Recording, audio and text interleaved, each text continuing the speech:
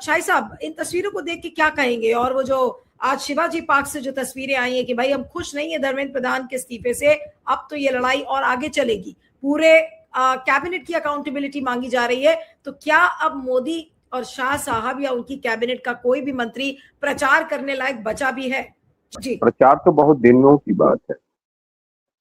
जिस हिसाब से दिल्ली पुलिस ने नरेंद्र मोदी और अमित शाह के इशारे पे, खासकर अमित शाह के इशारे पर छात्रों को पीटा है, कील गड़ी हुई डंडों से मारा है, पैलेट गन चलाए हैं, जिसको राहुल जी ने भी दिखाया।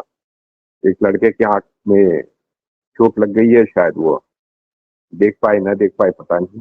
कल हम छात्रों का एक डेलीगेशन जो के साथ गए थे राहुल जी से मिलने, जो अनशनकारी छात्र थे, उसमें एक लड़की है अंजलि, उसका लिगामेंट टूट गया, पैर टूट गया।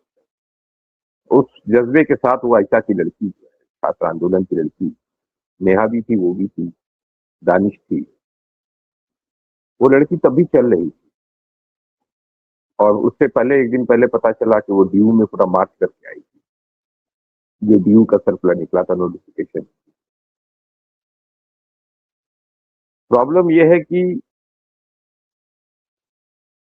Narendra Modi is a past, जो राहुल गांधी जी ने कहा, और he is fighting with the future and nobody can fight with your past, can fight with.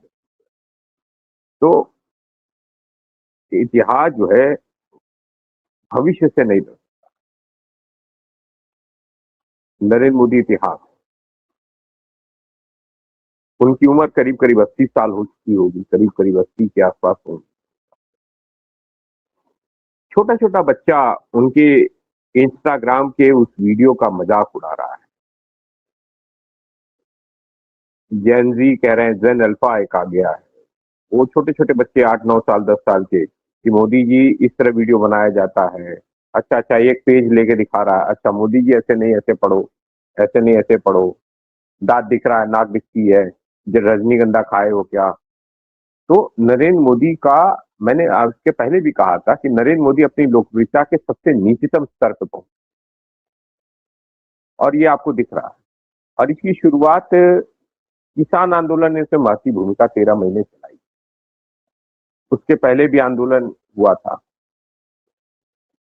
तो आंदोलन की जो धीरे धीरे जो सीरीज है, उससे धीरे धीरे नरेंद्र मोदी की और उनकी पार्टी की लोकप्रियता में गिरावट आती गई। ये दबाते गए, ये पुलिस के दम पर, बाकी चीजों के दम पर, ये जो है लोगों को दबाते रहे। ये सोचे कि लोगों को हम दबा लेंगे, पुलिस के दम पर मारपीट पिटाई कर लेंगे, कोई छोटी सी बात भी कह दे, प्रोटेस्ट कर दे, तो पुलिस आके पकड़ लेती है। एक लोकतांत्रिक देश में आप जो है तानाशाही नहीं चला सकते। 2014 से पहले यही नरेंद्र मोदी की पार्टी, जो भारतीय जनता पार्टी है, वह जंतर मंतर पर बैठती थी, रोज प्रदर्शन करती थी, संसद का घेराव करती थी, विधानसभा का घेराव करती थी, राजघाट पर जाके डांस करती थी, रात रात भर धरना देती। अपनी विजुअल्स ही देख लो। तो तुम जब विपक्ष में रहोगे तो आंदोलन करोगे, तुम्हें आंदोलन का स्पेस चाहिए भारतीय जनता पार्टी को। जब तुम सत्ता में आओगे तो तुम किसी को, विपक्ष को काम नहीं करने दोगे। तो राहुल गांधी जी ने जो एक कुछ दिन पहले कहा था कि साल भर मोदी, साल भर नहीं चलेंगे, साल भर के अंदर ही इस्तीफा देंगे, वो होता हुआ दिख रहा है अब आपको। और जिस हिसाब से लेटर लिखा राहुल गांधी जी ने और कहा है कि छात्रों को पर लाठी चलाने को, मारने का आदेश किसने दिया, who is accountable for that. कल जो ये साथियों ने जो गए हैं, जो छात्र आंदोलन के लोग रहे, उसमें तो प्रमुख चेहरे लोग नहीं गए, लेकिन जो भी नेगोशिएशन करने गए उनसे एक कमी तो हुई, नोटिफिकेशन लेके उठना था। मैंने देखा जैसे ही आंदोलन खत्म हुआ है, वैसे ही कुछ छात्र जा रहे थे, तो गाजियाबाद के आसपास उनकी पिटाई की भारतीय जनता पार्टी से जुड़े आ रहे थे उसके लोगों ने, उन छात्रों की। बरेली का कोई 2 छात्र थे, और कनॉट प्लेस के अंदर भी डंडा लेके दौड़ाने की कोशिश कर रहे थे उसके लोगों ने, लेकिन कुछ छात्र भिड़ भी गए। ये मक्कार लोग हैं। आज बिहार में तमाम छात्र ये कह रहे हैं कि केस वापस ले लिया, केस वापस ले लिया तो वह आयशा के तमाम छात्र संगठन के लोग आज जेल में क्यों हैं, क्यों नहीं बाहर आए? तो ये इतने गंदे और बेईमान लोग हैं भारतीय जनता पार्टी आरएसएस वाले, झूठ बोलते हैं। अब ये नैरेटिव चला रहे हैं कि धर्मेंद्र प्रधान का जो इस्तीफा है वो एक देश हित का फैसला है। मतलब जिस आदमी के शासनकाल में सारे गोदी मीडिया वाले पेपर लीक हुआ है, 21 छात्रों ने आत्महत्या कर ली और तमाम छात्र बेरोजगार घूम रहे हैं, तो उसमें ये कह रहे हैं कि ये जो है ये पूरा जो है मामला जो है राजनीति का है।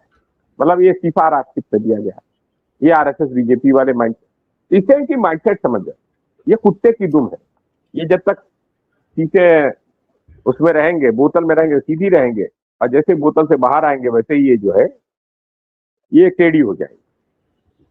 तो मुझे लगता है अब आने वाले समय में पहली चीज तो इस्तीफा अब दिल्ली पुलिस के वर्तमान के कमिश्नर और नरेंद्र मोदी का सबसे बड़ा जो राजदार है, सिपाही है, अमित शाह, इसका होना चाहिए। इन दोनों ने मिलकर, नरेंद्र मोदी और अमित शाह ने मिलकर देश के अंदर आतंक का माहौल। कल सीवान में AK-47 से गोलियां चली छात्रों के ऊपर, शायद आपके पास विजुअल होगा। क्यों मार रहे हो भाई? नहीं, और गोली मारने का बात नहीं कर रहा। अब ये पुलिस वालों को सपना तो नहीं आया होगा। AK-47 से गोली चलाना। नहीं शाही साहब, मैं कह रही हूँ AK-47 चलाने की इजाजत किसने दी? तो यही तो है। वहां पे गृह मंत्री कौन है? वहां पर गृह मंत्री वहां का मुख्यमंत्री स्वयं है, जो साथ पास है, खुद एफिडेविट वाला। वो किसका आदमी है? अमित शाह का आदमी है। और उसने ऐसे आदेश नहीं दिया होगा, उसने पहले पूछा होगा अमित शाह को फोन करके। वहां पे एक टेंडर भी निकलता है, एक आदेश भी होता है, अमित शाह बताता है कि क्या करना है। उसने अमित शाह को बताया होगा कैसे प्रदर्शन चलने का, गोली चलाओ। इस देश के अंदर जहां भी छात्रों के ऊपर गोली चल रही है, लाठी चल रही है, उसका जिम्मेदार अगर कोई है तो उसका नाम अमित शाह है, और उसका इस्तीफा आना चाहिए, गृह मंत्री अमित शाह का इस्तीफा। हम इस्तीफा मांगते हैं अमित शाह। छात्रों के ऊपर जिस तरीके से क्यों मारोगे भाई तुम लड़कियों को? छोटी छोटी लड़कियों के प्राइवेट पार्ट में डंडा घुसा रहे हो। उस अधिकारी का क्या हुआ? लाइन हाजिर तक नहीं किया गया। उस पर तो सेक्सुअल हैरेसमेंट का केस होना चाहिए। लड़की को थप्पड़ मार रहा है, कैसे मार सकता है लड़की को थप्पड़? जब वो किनारे खड़ी है, क्या तोड़ कर रही थी लड़की? नहीं। तो क्या वो नारे लगा रही थी? नहीं। क्या वो झगड़ा कर रही थी? नहीं। वो शांति से खड़ी थी, तब जाके तुमने थप्पड़ मारा। और संसद नरेंद्र मोदी और अमित शाह के बाप का है क्या कि वहां पर कोई छात्र उसके गेट पर जाकर, किसके वोट से गए हो तुम संसद के अंदर? संसद के अंदर किसके वोट से गए हो?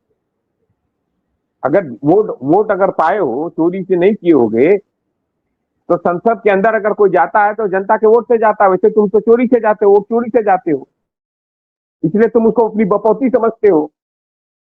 अगर जनता के वोट से जाते हैं तो तुम्हें पता चलता कि जनता के वोट से जाया जाता है अंदर, इसलिए तुम गोली नहीं चलवाते, डंडा नहीं करवाते, उनका स्वागत करते। इसका पहले भी संसद का घेराव हुआ है। ये लोगों को जब आप बोलने नहीं दोगे, लोगों को मारोगे, पीटोगे। जो आप कह रहे हैं, बस एक लाइन का आप जवाब देके मैं फिर जगदीप जी के पास जाऊंगी कि आपको क्या लग रहा है कि बीजेपी क्या वाकई में अब जनता को मुंह दिखाने लायक भी बची है इस छात्र आंदोलन के बाद? एकदम नहीं बची है। और मैं तो कह रहा हूं इन सबका जिम्मेदार अमित शाह और मोदी है। प्रधान तो झांकी है, मोदी शाह का इस्तीफा बाकी है। ओके, ठीक है।